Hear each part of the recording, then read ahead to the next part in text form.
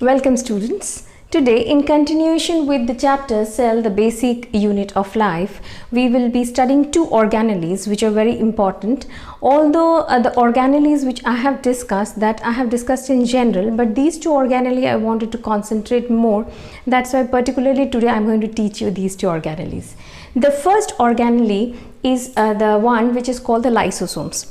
Now we all know that lysosomes are known as a suicidal bag of a cell, and it is lined by a single membrane. It's a single membrane bound organelle, and this is a lysosome which I have drawn it in a cut form so as to understand that inside the cell, inside the cell there are so many things. Nucleus is there, there is your if we talk about your animal cell, there are mitochondria, there are vacuoles, so many things. But here I'm just concentrating upon the lysosome, upon the Golgi bodies, upon the endoplasmic reticulum, and how does the formation of lysosome takes place and what is the ultimate role of lysosome. For that reason I have drawn only few organelles, so it's not that the other organelles are not present. Okay.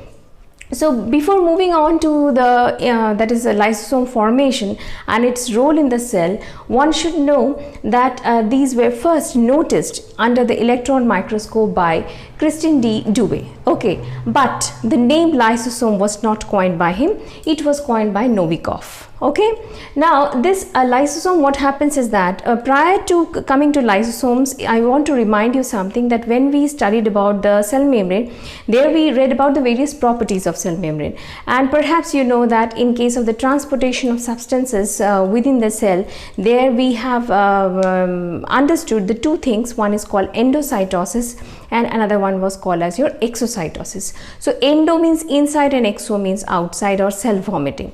So whenever any substance is outside in the surroundings and the cell needs it, it is useful for the cell or maybe it is harmful for the cell. So if it is in solid form and if it is taken up, now how will it be taken up? We know that the cell membrane when it finds any kind of particles, if it is in liquid form, then it is the process by which we know as it is known as your pinocytosis, by which the substance get inside the cell and it is being utilized. And if it is in solid form, then it is called a phagosome, and the process is called as your phagocytosis, through which it enters into the cell. Now how does it form? This thing takes place is that the invagination of the cell membrane takes place. It forms a kind of vesicle like structure and it encircles the substance which is to be engulfed inside the cell, okay, by means of the endocytosis process. So the lysosomes, what will happen is that at first this pinosome will form. So it forms a kind of vesicle. Now this enters, this primary vesicle enters, that is containing the liquid substance which is important or which may not be important for the cell. Now then what happens is that this when will combine with that of the primary lysosome. Now how will the primary lysosome form? That I am coming later, but when it will be combining with that of the primary lysosome, I have labeled it as your primary lysosomes. Okay, so when it will be combining with the primary lysosome, then it will form a secondary lysosome. Now the lysosome, inside it has various lytic enzymes. It has been estimated that over 50 different types of lytic enzymes are found in the lysosomes.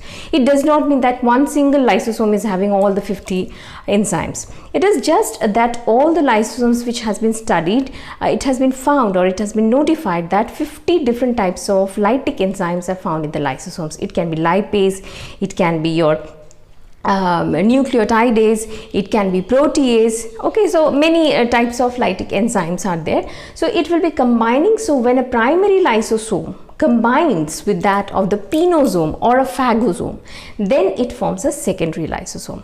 So once it forms a secondary lysosome, now the lytic enzymes act upon the substance, okay, and then it simplifies it or it digests it and makes it into simple forms, simple usable forms, which can be useful for the cell, or if it at all is not useful for the cell, if it is useful, then it is passed on to the cytoplasm uses it, and the rest undigested substance is this is the residual, you can say, the body, and this residual body again comes to the membrane, and then the membrane at the point where it the vesicle combines with that of the membrane of the that is the cell, then it opens up and exocytosis or the cell vomiting takes place, and the residual or the waste product is eliminated out.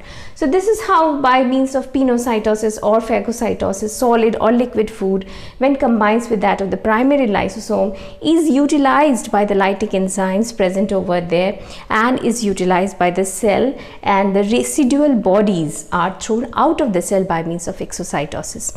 Now this is called as your heterophagy. This is called a heterophagy. Hetero, why? Because it is an outside molecule which is utilized in presence of lysosome to convert it into simpler forms which can be usable forms for the cell biogenesis or some other purpose, and the residual things are eliminated out. But there is another process which is called as your autophagy. Now what is this autophagy? Auto means self and phagy means eating. So see, sometimes it so happens when a cell becomes old or worn out and it is of no use to the body, and there is no need for maintenance of that cell, and that cell has to be dispersed, or the cell has to be destroyed rather. So in that case what will happen is that the lysosome will burst itself. It will burst, it will liberate its lytic enzymes, and the entire cell will be destroyed. And this is how the process of autophagy or the self-suicide, what we call as the suicidal bag of a cell as lysosome, that will take place. So lysosome acts in two different manners. One is called heterophagy, another one is called autophagy. Autophagy means when it is self-destructing, and heterophagy means some outside molecules when it enters. It can be a germ also, it can be a microbe also. So that when is attacked by the lytic enzymes or is broken down or destroyed into simplified forms, it can be useful for the cell or it may not be. So in that case it is eliminated out. So that process is called as your heterophagy. Now how does this lysosome, primary lysosome formation takes place is that we all know that in the endomembrane system, that is GERL complex, there was Golgi bodies, there was endoplasmic reticulum, and there was lysosome.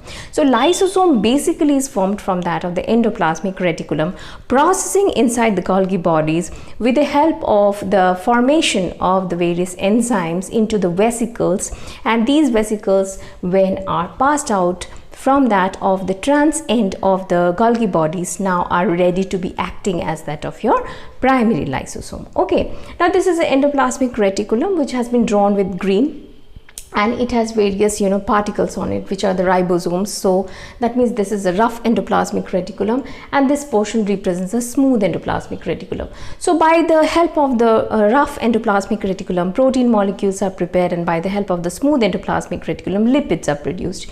And when these are pinched off in the form of vesicles, they pass through these lamellae of the Golgi bodies. That is the cis end it enters, and then it comes to the trans end, and then the total formation of the lytic enzymes etc. takes place within that vesicle, and now this vesicle is called the primary lysosome, which is ready to act. Now there is one problem with the lysosome is that the lysosome's enzymes which it carries can act in acidic media. So inside the lysosome the pH is very low, it is 5 or below that. Okay, 5 is the pH, and if you talk about the cell cytoplasm, the pH of the cell cytoplasm is 7 to 7.2, which is alkaline. So the lysosome has to constantly maintain this pH of 5, that is acidic environment.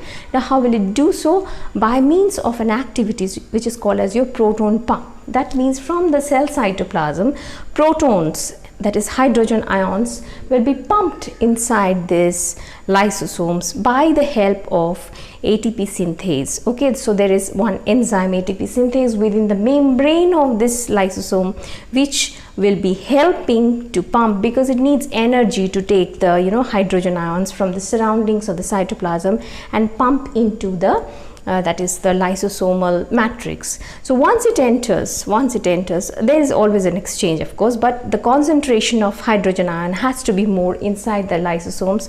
That is how the pH can be maintained, and if that pH is maintained, then only the lysosomes can function.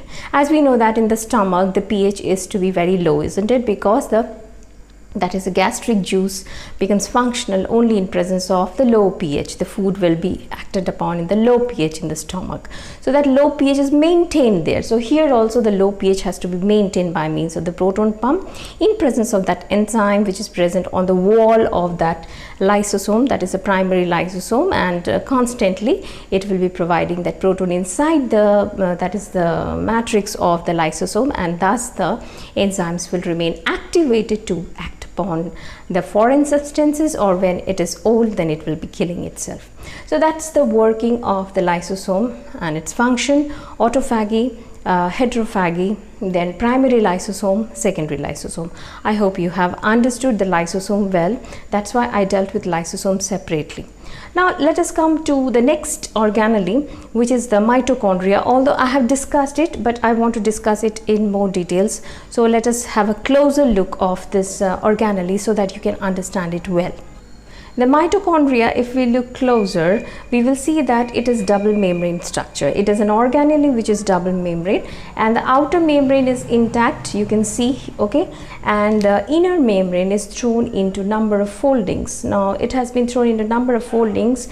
Here in the picture it is not there, but there are certain places in which this cristae, as it is called, crista and singular and cristae plural, so it is sometimes joined with that of the outer membrane in certain regions. Now this region, that is that cristae, inside it is another liquid substance which is called matrix. Now within this matrix of this mitochondria, the cellular respiration Krebs cycle takes place. All the enzymes except succinic dehydrogenase is present within this matrix. So the Krebs cycle portion of the cellular respiration takes place inside this matrix. Now if we see this matrix closely, you will find there are certain elementary particles, some tennis racket like structure. One stalk is there, one circular head is there throughout this that is inner cristae, and you can also find some dotted structures. Now these dotted structures are nothing but the ribosomes, and these ribosomes are 70S to 55S type. Okay, and it has, you can see this thread like structures which are single stranded. These are the RNA, so it has its own RNA as well. And this one, you can of course see this is a circular DNA which is called as your mitochondrial DNA. Sometimes you could write it small m DNA. Okay, so these are the things which are present inside the matrix of the that is your mitochondria. And if we now enlarge one of the elementary particle, which is also known as your oxysome, here you can see that the head portion is called F1 particle, and this the base one is called as that of your F0, and they are attached with that of a stalk. Now each one of them which is associated with the inner wall of the cristae, this is actually the location where is the enzymes for the electron transport system. That means when the Krebs cycle will take place inside this mitochondria, as a result of it some energy rich compound are formed, NADH2, FADH2. Now these NADH2, FADH2 are further hydrolyzed in this that is the enzymes, with the help of the enzymes present in these foldings in this cristae, and by the help of those enzymes energy rich particle, that is ATP, is generated as a result of your that is cellular respiration, aerobic respiration. Okay, and this particle, that this is F1 this elementary particle, this acts as a ATP synthase. That means it helps in the formation of ATP. So this acts as an enzyme for the synthesis of the ATP. So this is all about that of your mitochondria. Now the thing is that this mitochondria, since it is having its own RNA, that means it is capable of producing its own protein. It can form tRNA, it can form mRNA. It has its ribosomes for the formation of the protein. It has its own DNA for the replication process. So since it has so many enzymes, so many things which is important for the replication of an organelle, that is why mitochondria is also known as semi-autonomous organelle. It is rather a symbiont organelle in the eukaryotic cell, since it is having all the essential things which is required for the replication of any organelle. Now this mitochondria was actually first observed by that of Colliker, but the name mitochondria was coined by that of Benda. So these two things also you should know, that who first saw it and who has coined the term mitochondria. So it was Colliker who has seen it under the electron microscope, and Benda was the person who has coined the name mitochondria. So that was all for today's class, in which we have understood about the two important organelles. One was your lysosome and its types, and another one was your mitochondria. I hope you have understood these two organelles well. We will take upon in our next class about the centrosome, which helps in the process of cell division, and also the ultrastructure of cilia and flagella. Thanks for watching.